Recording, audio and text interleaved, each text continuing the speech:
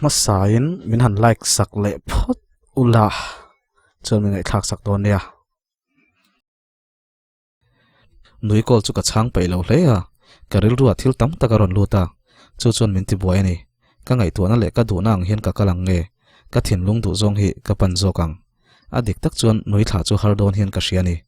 mase ngai zong ngaya atana hunin siam vel kha ka thei to donin ka hrelo karil ruwa phuba le huat na bakin munan chang to lo ni bera mase nui ka hmangai na chon min ti buai ni thendon po ni la engtin nge bul ka tanang he mai che a buang le rel ru thiang lim tak dom na khathi rel ru na taka siamin ka kal sanang bo nui phone call chu ka thlir tlok tloka boi chuan ui phone a rik ran chu lata che a ron tilar lara phurlo zet chuan ka changa nui chuan enga tinge min ron call mi lo enga tinge ka call chan du lo a ron tile ngal phiar phiara ke chuan ka buai deuh em ani ka timaya umami kha a license an cancel saka a hna tangan ban ani chu a chan po kan hrelo kanu po atrap mai enga tinge kan chung ko chunga hian har sat na hi a ron thlen phuk phuk le tin tra o tro chuna ron tia ka khongaya mase kai po hi nem ngai ve tho kani sia kala ron leng don nia inti pachan sham tumro tin ka nema soitur ber ka hrelo ani hetiang thil ti tu hi tu zok nge zolian ange hriat kima a tu zok poni se an chunga phuba ka lange yang che chol nula bung som pathum na nui povia kan let le don ani o hriat a hian min hel deuh tlatin ka hria a rul tok chawin min chang thina khazan apa accident zana tangkhan ka phone call po hi a pik thadu lo a hnuwa ka hriat le danin tlasa ban san nin ka hria umami po tuna chun nanai lo ani ria in lama ron tama kai class ka kal thunga umami na na chan che chu kan buain kan mang ang ru hle a ma se ama hi chun engma soilem lova shom ti lo angina oma ma se zan ria hian shoma ti thin ti ka hria pon bathlara hian a vei thina kan ko zola te hian a vai kol le ruk thina ka khongai tak zat ma se umami chu ka hre chianga a mai lawang tuna ri chuan umami chu kan che cholani ve ria scooty in class kal turin min thla in lama omin alo che ve thunga le lama chen kan lon rul mek tenen ril ru ha viawin maila umami in lama a che khet han mu chu anuam ka ti ma se jingkar bul hlo pairo ka na he na hi chu a ngetin ka thok ka ti to kha ka kai sang lei thei lo ani kan class chu nuam ri viawa ramin in kom chotin hun limom tak kan mang ma se mo 12 ka pas kher kha karil ru ha na intran na tur man ruani ti reng ka shelo a har hi ni to first semester atangin karil ru ha kal chhotana kanu khan fanu ba na yawangin ain chuang viawa ma se fanu ba bai dong hi hre chiang se alai na tanga ma po in chuang ho lawang nialiam tam vele fe to a umami po in che chol life chu a mang tang kai khop mai pot lain kot la ya pangpara da tlar dala a moi hle nge nula senior non kong dik zo chho mek hi chuan pangpar hi moi an ti thara ranan ngai ra chawa an saman han tan le ringota an han tikir le vel thul ma se han tum viau ma se an komina nok to a an zapai to mio silova an ler le tak pe chuang hlei lova social media an man chun an po tho hle thin chutiang non chu umami hian a zo chho mek nin ka ria ma se ama ka hril chuan min ngei le don sia anu bulai ro ka soilo ka umami hian zo ti kiu deuh aron lei huna chuan pasal nei tum to lo tak zet ni ti sha to pro katia kanu chuan ringota che ala nei ve emang chulawa umami ran ngai nat po ka shelo atiliam maya kai chuan engtikai mo ka soi hila thing dik don tin kanu chu enjoy puya ka chawa kanu chuan I hau mai le kha zir tha le la ni mai ati dai umami chu ina tama mai thei lo chi hi ni ve a enge mo hi ati kola api sai nen ti tin anin kom ni leng ve thaka kain ka pei lo mem api sai no lat lai ngai thak ta chu a pei hle a anin kom thei phian mai kar hlat deu to wangin Christi tenen pon kanin len poreng thei to lawa ngai thin mai la chu mai hi har sa thin sia phone atanga kanin biati lo hi chu in mu hun kan nei khat to hle u hre da chanchin hi ka zo thina khwa po ngai manglo azin chuak renga pa ber hin ringot to tin o hre ta chan chin chu min hrila ka khongai ru hle a chuti rol chon han khongai turin keini lampo hi eng kan ni bik si lo an ni aya kan chan thatna tam bik lo hle sia o hre ta nen chon a kha tok chon en be ve fo maila tun ma kanin ngai zon na hlim om takang kha aom tameu lawa awana ar si te ka thlir chang ta hian kan hun liam to te kha awana khian ka mutlatin ka thina ka dak vau vawa ka en le vung vung thin kha hun kha ka ngai ni puitlin na kong hian min la then sang zel don chu ni sia le o hre ta chon min then chuang lawa min be che hek lawa min be thate chiam chuang lo a boy zia thu min hril renga a boy lai han ti boy bel chu ka du big box si lo kan thalak lui te enin ka mi tu ya far le fap thin fa wang kan lut chho tana zoram bawro kan nuam chho to via wa lai kha chu bawro ka thiangin van ta chu a thiang kuk maya chum chon rong chi sang sang chuain ain pol moi em maya lunga ti leng hle a o hre ta chu ka ngai thar ria wa kei rong bol chu ka da pona chon tlai bawro donga chua pa chon ka han kol ngota o hre ta chon phone a chang lo ka thin rim chu kein ngai to lung puama ka thina rim lutuk he tiang aril ru ha omreng ai chon tin in then rot mai chu ka tuma ka kol non le ngata aron chang ve tange nge a o ka han hre le che chu ka mit le de sula soi tur ber po ka shalo ka mit te lo nam chuak le rengata o hre ta chon nui enga tinge ngoi renga aron ti chuan ka o ka thiana ken su de fe fe ya idam thaim tin ka zota tam thalom nang zok aron ti vele maya o hriat ka ngai che ni ka tan hian huni nei ngai tamia lawa ka ti chuan ka ti pal ni ka tan po hian hun ka nei to bik lawasin aron ti chuan enge omzia ka ti wata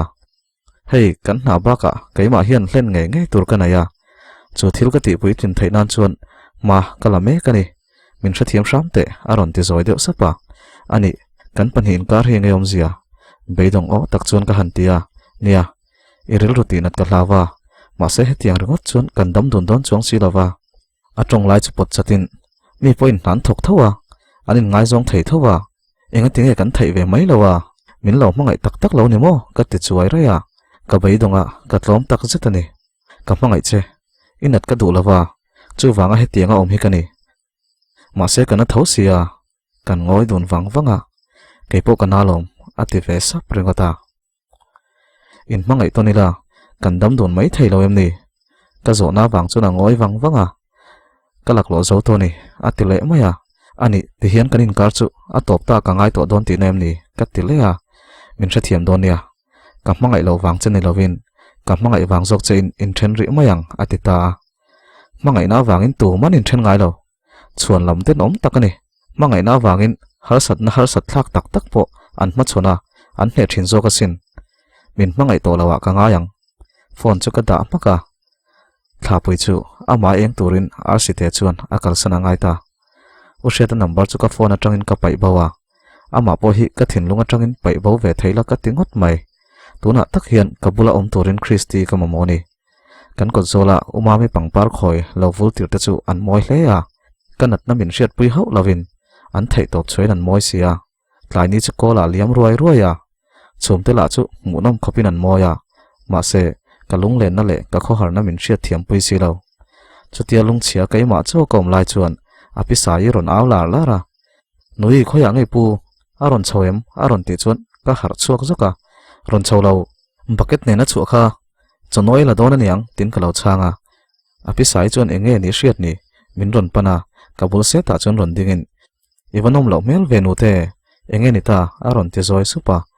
ka soi chuana tur nei chuna ni sia pi isha thiam lawang ka tiringota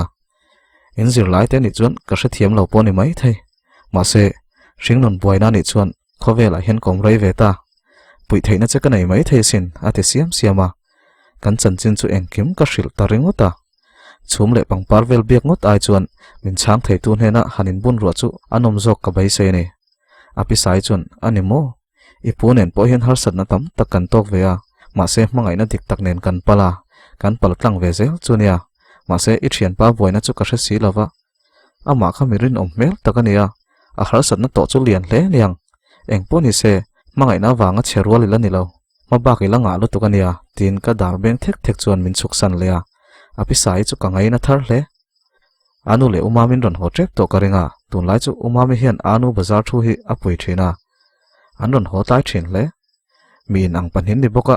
thani man ngai don ro puisia zir top ni zan phai chun pakhat zok zok hi bazar an riak thin an tang lu tuk chu ka khongai thin zok kaila hian ti thei vak ka nei si lo chu ta kara karil ru lana ve em le ngala kanat na ta chu an ril ru khana la ka chuna ne ple om sia engman bula chun soi chhualawa tor dam mai ka tuma Christy le ram ramiro shil ngai ka chaka ani chon min hra thiam don sia tun lai chu ka chawani chutia ril ru na tap tro wa kom lai chuan umami phone call ka dong hupur ru tok chun ka changa man mo lu tukin ITI taxi stand a lo wa tlan ro kanu kha aron ri tholu tuk aron call le om top si do chia aron ti kamit tu ron luang thamek po chun chu thu pek chu zom ngai angai ti hrian yang a luang le chho le ngal zokin ka ria ka trap te wasin le thok ka la hala che chol tan ril nu dat manani lo tin kain motivate kanu chok tur chon chak takin ka chuak chawa kho thim de uroi to a ka wa thena tanga rai vak lawa kanu chu taxi chona ron thlenga bek len pani ron khai choka kapu ron thla tlang mai tur chenia a hlat lo nen ka ti dek deka hei po hi ka ron kal lui sha mani hi kan nun nau te nei trep asang to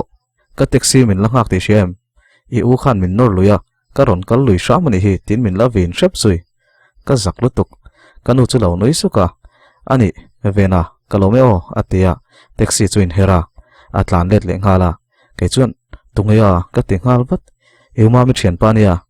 taxi wang lutuka aron tur chuak loi ni kha anu pin naw vai mek le ngal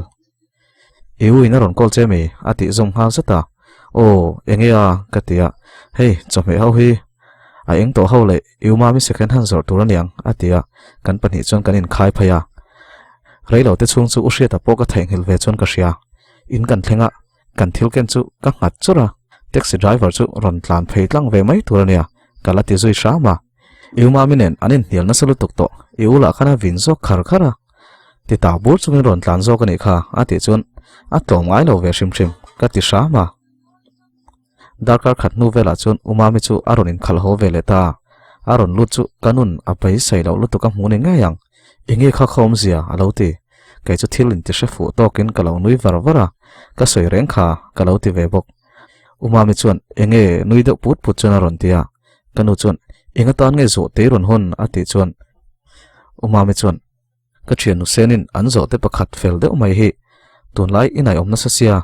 ikho har nema atia kala ve mai ni hi ati chuan kanu chuan tun main ran ngai na ngai bok si lawa ati khoi go ya makati me hle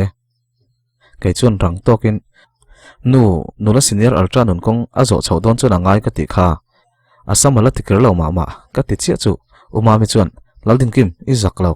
kala senior hlol lo ti pa chuan a bek chuan min ron foma umami hi chu imak ve kai hi I upato puitling doi nom ro min tia nangla hi upa in ti du mi abok si lo ka ti chuan kanu po lo nui suka ininom erong te khai lo bol thei kin lenge tin azo te chu da thla kai hi ran ngai na lo ve tak mai hi kani boxi azo te ming la chu thing mai sia khuma an han titlat maya umami chuan naw telom to ka lom hian khuma chukro ti pa chuan duat to kin da thla rang lu tukin kan chur lama tlan lon hal kha enge ron hon ve ringot a har si ka pai mi lo nia ka vom tol zelang tin kan zo te thar har zet chetla chu kanu nen chon kan en top kanu poina bei sei lo lu tuka kan chung ko member ani to meng chu kan pung thut chu makati ni umami le khuma chu a en ton zak zaka tumong kan beng ve don nai tong chu tin nak la ya zo te ek lo then vel kha ka pe teu lo nia son te hi pai te a te hluk ringot umami chuan I mol lu tuk nui she ta kha tiang soi to reng reng su tin a nui put puta a dik chelom anu te min ti tu tur te hi anom ve don lo ni hi ka lo ti ve bok nang ni nu fa hi min nor chu hin tu me moni pasal ka nei pon kan in aron mau jok tur ani chu tiang an ti thei lo ni chuan no way a ti ve maka zaira tat pa chuan nu te aron ti le kanu chuan kai po alo ti ngal kalum sa vek to kalo ti vata umami chu avain ti fa ya khumala chu har ro puisi kan thut lenga chuna lon kwal den le ngal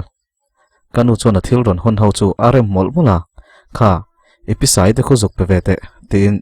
chome ala tha chu athlanga o keima ni pon kan ei duang chu heng te chu naktu ka pola sal tlak don reng hi ka ti chuan o sal tlak lo lu tukin pe kha I don tur ni se I du bik don em ni atile ai tlak te chuan duwe ti pa in a chom me ron hon chu kala pona chun ka chuaka khwa thim rui towa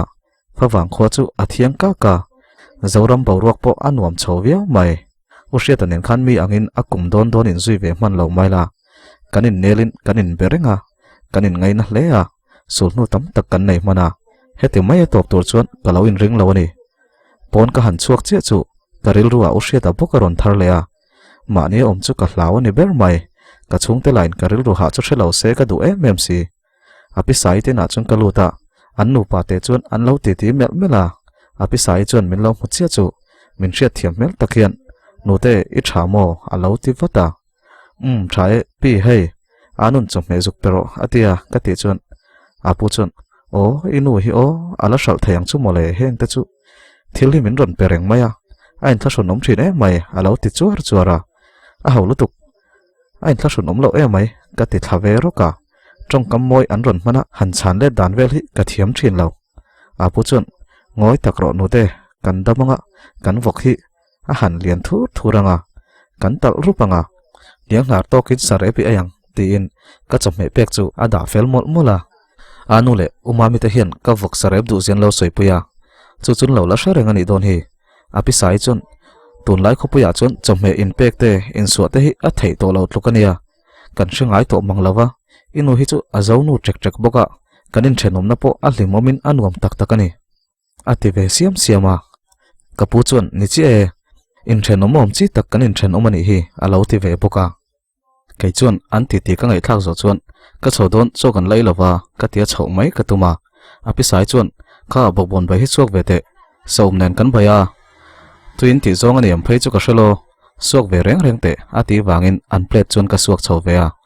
atui mel phian leng hala atui te chu apophat maya mar chapuinen leng se rim chuan atirim tui em leng hal oi atui don lutuk kan chhonge tin ka chhuwa santa umami chu aloin bol zo towa zo te chu lo pomin alo be mol mola anu te kha alo honi so alo ti vel ka ngei lutuk zo te nu te kan du bok lo ti pa chuan khoma churum tokin kamera ka soi chu hriang e ni ka soi zo vele chuan alam yau zui umami la chuan atong in ti sha thiam tokin an hawmo kanaw te hi anu te sual lutuk mai an ti vel katten lutuk kamut na te ron kalwayange ka the tha thoi ne mai ka tia umami chuan amak zo te kheng oi rol poi ni lo kha ngei ron hon aron ti chun e hai api sain bokbon bai min su hotira atui mel top kei chak to anu chu ain bol rei chuang lawang choi siamang ka tia ole tin khu ma chu chuata da amul te kha ati tlawak nge tin khu ma chu ka mel rum ani la chun kanel lo ti sha thiam ve moni TV noi do kana chuna to lut suta choi kan siam zo nu chuan kanu chu ba du ma tangin ron chuaka aron zaira trata kan ti re duka umami nen chon cho chu kilin kan aidun mo popa kanin biak lo chun ka ngai to na buai mo pa voin tlaya ushia tane na kanin biak na chu ka beng aron rinon le thina a shom katini ka choi lai chu cholin ka lo ngoi le vungvunga nakina chun ka chala thleng an ron khong ri foka umami chun enge ngai tu do kha kanun chomin khorro ati mol kha aron ti kai chun min khon khara ngai mi nin omlutuk tin kanu chu choka khorsak umami chun bai chu suak ve chena avan tuiro api sai hi chome siama thiamani a thlon la hian thil hi pek thai mi lo leng hal ale thimin petel ve se la ain thlashonom jok tin kanu nen chun an ti mola kanu chun ti takmel za thian mami engtiom zel ngai tum bazara min thut pui reng hi tumem ni in na la hi azom thei to mel si lo lungai mel tak chun atia umami chun e nia kalo soi thei ngel khita ka thian pa school private a ka thok do na ka le tangin ka ron choi nang ka tia hlopo private a chun that tak ani cheng sin khat lai ni ve do na ati chun kanu chu a tho veng huai niang apan lomum tak tin a tho hala umami ro angoi zui wanga ama hlo ne nain thla ve de upokani mase umami zong atai ma ain ren thiam ma ain siam rem le zong thai mayang ke chuan yes chun thilai na tur ka nei le to don ne mai tin ka lo lom ve vak umami chuan nang la hi a sia tifini pai reng zel kha alo ti vat kanu chuan adik chi amai I thoveng ang tula min lo ti ve pok ani na taka chuan ka tho hi veng thlot lo asin tuna tak phei chon ka tot ve upa ma se umami hi ang lak se chungvel chon ka ril ru la peng bernin ka ria chungvel wang chon ka han tilui deuh kherani karin lok ang ngein umami chon min zil le siama poisa tho chu har sa chia chu soile ngal para ain buat sai na ron sai chu ke moti mai turin hne so a soi zo chon kai chuan ole khati zong khazani na ta na kan ngai thak theida chu ni e ka lautia anu chon iwa han chetaki ngal sia e ile khazir te hi ingai saklo mel sia kanin nga na chilani ve om sia tin a beidon mel tak e lo lungai su tin ka han chang ve khawa zanria chu kan ai khama umami chuan a zo te khuma pom chung chun tv ena kain kan ruma computer a zai ka ngai thla wifi vel kan ti to prisia kan computer kan da sa hla ka ngai thla tailor sif la bok chu in ti thoven nan ka ngai thla wa se zanin chu ko tailor pon min sha thiam tak lo u ke mingan min sha thiam berang tin ke minga hla mangai ma saber chu ka ngai thla hun liam to min shoi kir dela u shetane na kan hun liam to te aron thar zu chu ta ko ngai na shlo chu pona chun ka chuak tangota ruma ka omreng chon umami chon ka omdana tangin ka hlim lo ani ti sha thiam don sia umami na pangpar khoina bula a thutna da chon ka thuwa ka mituya parol le thin enga ngemo mingai lo tu ngai chon ka lung len rek ni u sheta chu ka thaingil thailo ni point ka shreng turani lo tin ril ru ka siama kain ti pachang loya ma se van borok re rui te chon kan thon thu hlui khamin ron sil thar leya rc te chon ka beng bula zoite te hian min ron sil sep reng mai ni hian ka sia ni e rc te le thlapui chu ringnon sang zo to tura lakshan kan ni to miawa an lunga leng venga min ui ve te poni mana ka ngai tu na koma a kho har zong le lung leng zong ringota zan hun ka chiar lai chuan phone call ka donga rin lo lu tukin bena chuan min ron call hola idammo ka tivata dame inkhel.com khai chiarem ati chuan enge ka chiar ngai le nem chu tiang ka ti ngal wat chero tunan news da tharber khen ro ati chuan fb a chun kaluta inkhel.com page a chun kaluta benjamin lal hroi tlongan aile club silong la chunga contract thara ziak ti chu lo omkal kalom puilu tok chu ka au chok hiala wow avan bon ve I ro lingta ka ti chuan ni lo ve step khat karap ve chiani akong ala thuilu tok a han ti ve nge ya e tang kam te chu puiling to vel ve ka tia anui maya chanchin bumi te ka shilbak chu nangma ma saber kanu le pa pho kala shillo ala te zui he pa takhi chu inu te shilro an lom don nen ka ti wat ani la chon inkhel.com khai en chiang lo mi aron tilia enge ka mulom ka ti chon moli ka jersey number khain ta che ati chon e en na chang ka lo shel heinem tin a jersey po phar chu kena we 29 ka van choice tak tu tan ngai hak ka ti chon o I number du ber khan isia min than sakha spotlight pon aron tia nia ma se ka du chan chu kai hawar chania hawar ka soi chuak chu usia ta ka rel ru aron lang le ngal ma se ka ngai tu na chu ka thunun le ngal thuaya tuna chon ka footballer do ber chu hawat le bena tin ka nui ara bena po chon hawat sem chu thluk lo maila raju te tal chu thluk kan tumange ka hlo lak ma sak bera thil ka lei don chania ti in rai tak kan ti tia darkar khat don kan in biak no chuan kanu le pa kan shil ve tonge hai an hre to jok poni mai thei min ron call maya atia phone chu kan data keipo hei ramin min ron call rang enge ni hriat ni kan biange katia zandar so ma retrep to tunang san sana rami chu enge modu ni tin ka han call leta thil hau takani le vai chuan ka trim hrepang ka tirel ruwa ka han call let che chu oi va han la har emem apoi mo lutuk shil du che ka nga asia hi imu toy mo katia good news lutuk ka nai nia aron te ngal phora he nu extra lutuk hi chu kaning thin